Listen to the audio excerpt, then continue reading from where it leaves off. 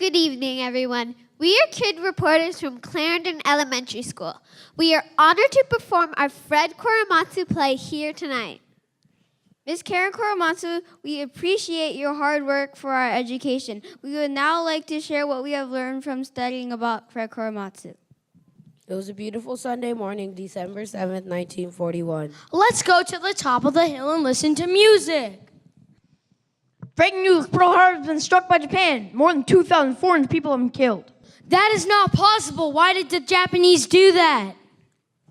The next day, the U.S. government declared war on Japan. Japs keep out. Japs keep out. We have to get rid of the Japanese. They're all spies for Japan and will help Japan win the war. They took our businesses for many years. This is a good opportunity to get it back from the Japanese. Many Japanese men were taken by the FBI and sent to faraway incarceration camps. Is your father home? Dad, visitors for you. Hello, how can I help you? Excuse me, we also need a search around the house. Mom, he's taking our radio and flashlight. These gentlemen are from the FBI. They want me to come with them because I have visited with the Japanese. Why? You have done nothing.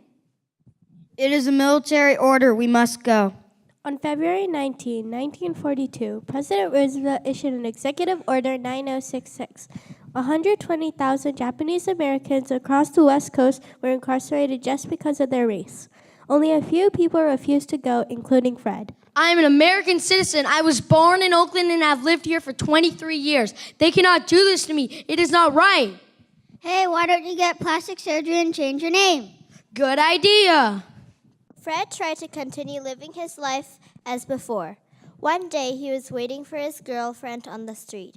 He was approached by a police officer. Let me check your ID. Okay. You are the enemy. I'm taking you to jail. Excuse me, I would like to see Fred. I read a story in the newspaper. I am a lawyer. Okay. Hi, I'm Ernest Bessing, attorney at law. What they did to you is unconstitutional. Let me help you. Thank you.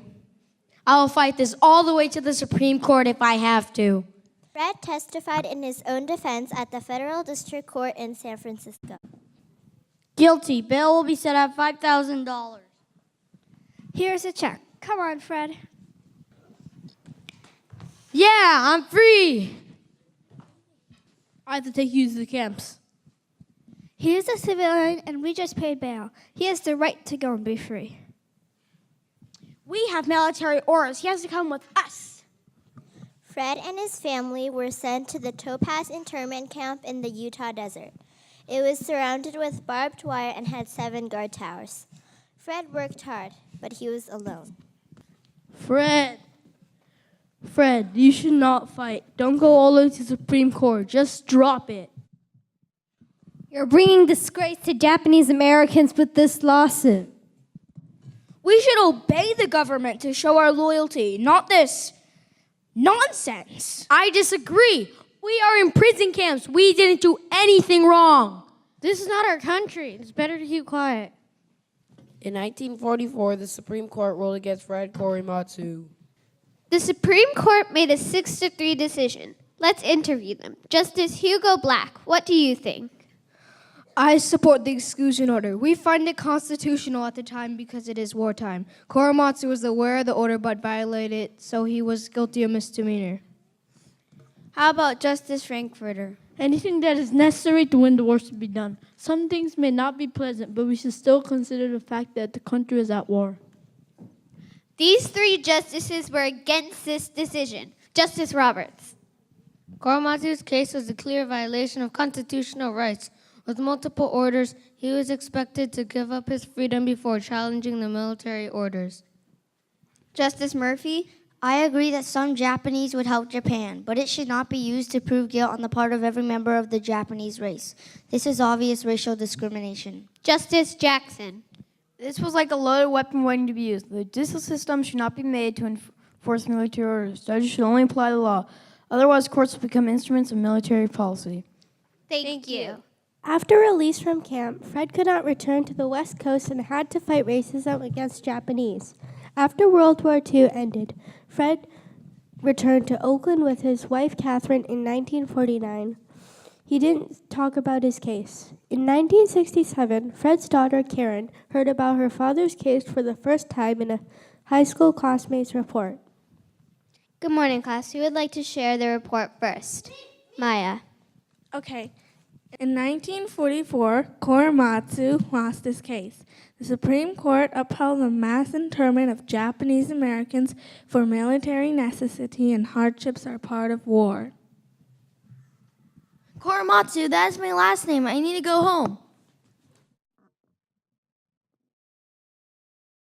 Mom, I learned about someone named Korematsu in history class. Are we related? That is your father. What? How can he didn't tell me anything? In 1981, historian Aiko Yoshinaga Herzig and Peter Ahrens made shocking discoveries while looking at government archives about the incarceration. Peter, look at this. The FBI said that there is no evidence of Japanese Americans acting as spies. The government knew that Japanese Americans did not pose a threat, but then they said the exact opposite. The government lied to the Supreme Court. I'm going to talk to Fred and we will reopen this case. A team led by Sensei Dale Manami and Peter Ahrens reopened Fred's case in 1983. Fred is now 64 years old. We are here today to seek a measure of justice denied to Fred Korematsu and the Japanese American community in 1943. 40 years ago, I came to this courtroom in handcuffs. I was sent to a camp. The camp was not fit for human habitation. Horse stalls are for horses, not for people. Judge Patel ruled in Fred's favor from the bench. According to the Supreme Court decision, being American citizen is not enough. They say you have to look like one, otherwise they cannot tell the difference between a loyal and disloyal American. This decision was wrong. Any American citizen can be held in prison or concentration camps without a trial or hearing if they look like the enemy of our country. Therefore, I'd like to see the government admit they're wrong and do something about this so this will never happen to any American citizen of any race, creed, or color.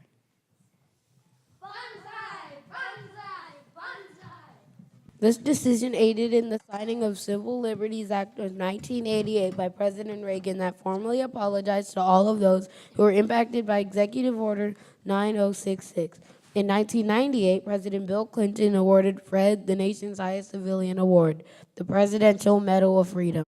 In the long history of our country's constant search for justice, some names of ordinary citizens stand for millions of souls. Plessy, Brown, Parks. To that distinguished list, today we add the name of Fred Korematsu. Thank you. Fred remained as a civil rights activist throughout his life. His growing legacy continues to inspire activists of all backgrounds. We learned to stand up for what is right. If you have the feeling that something is wrong, don't be afraid to speak up. This quote gave me courage and still gives me courage. Here's a speech about Fred Korematsu. こんばんは。僕の名前はジョナサン・タケダです。クラーレンドン小学校の5年生です。僕は4年生の時にフレッド・コレマツについて学びました。僕も日系アメリカ人です。間違っていると思ったら声を上げることを怖がるな。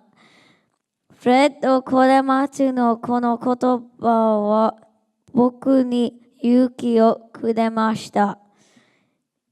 今まで僕は良くないなと思うことがあってもダメと言えませんでした。